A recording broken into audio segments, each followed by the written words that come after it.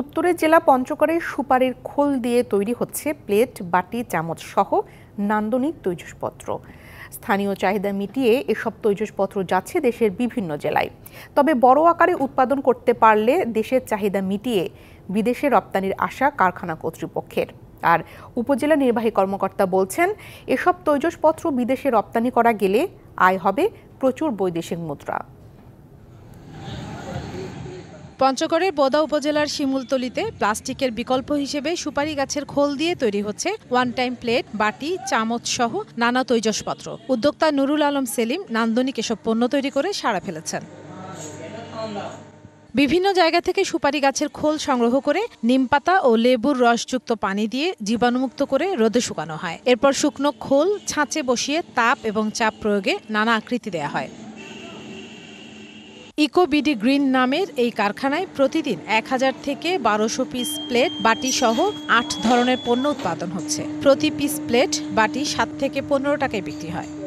250-টিরও বেশি design option নিয়ে Walton smart fridge, বোঝে আপনার প্রয়োজন।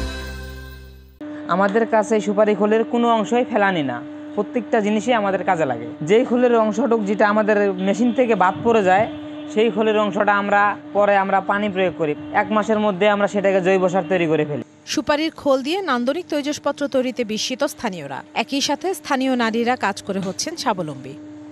এ টাকা দিয়ে আমি আমার সংসারও তো দিই, আমি আমার বাচ্চা কাচ্চার লেখাপড়ার একটু হলেও হেল্প করতে পারতেছি।